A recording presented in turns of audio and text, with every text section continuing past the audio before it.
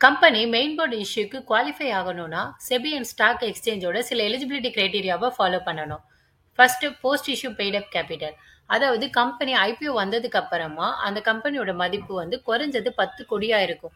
இது ஐபிஓ வந்ததுக்கு அப்புறமா இருக்கிற ஷேர்ஸையும் ஃபேஸ் வேல்யூ வச்சு கால்குலேட் பண்ணுவாங்க. நெட்வொர்த். ஸோ இந்த கம்பெனியோட டோட்டல் வேல்யூ ஆசெட் லாஸ்ட் 3 இயர்ஸ்ல 3 crore இருக்கணும். அதாவது லாஸ்ட் 3 இயர்ஸ்ல ஒவ்வொரு வருஷமும் 1 கோடி இருக்கணும் நெட்வொர்த்தோட மதிப்பு. ப்ராஃபிட்டபிலிட்டி. அதாவது லாஸ்ட் 5 இயர்ஸ்ல ஏதாவது ஒரு 3 வருஷம், அதாவது லாஸ்ட் 3 இயர்ஸ்னு எடுத்துக்கோங்க.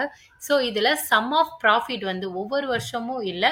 ஸோ டோட்டலா 3 வருஷத்துல ப்ராஃபிட் 15 கோடியா இருக்கணும் இந்த மெயின் போர்டில் குவாலிஃபை ஆகிறதுக்கு. Net tangible asset. அதாவது இந்த கம்பெனியோட பிசிக்கல் வேல்யூ, பில்டிங், இந்த மாதிரி பிசிக்கல் வேல்யூ குறைஞ்சது 3 கோடியா இருந்துச்சுன்னா எலிஜிபிள் ஆவாங்க.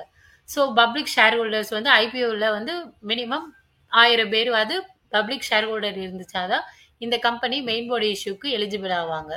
ஸோ இதுல இருந்தே புரிஞ்சுக்கலாம். ஸோ இந்த இந்த மாதிரி மினிமம் ரெக்யர்மெண்ட்டை சாட்டிஸ்ஃபை பண்ணணும்னா ஒரு பெரிய கம்பெனியால மட்டும்தான் சாட்டிஸ்ஃபை பண்ண முடியும். ஸோ மெயின் போர்டு இஷ்யூல லார்ஜ் கம்பெனிஸ் ஃபண்டை ரைஸ் பண்ண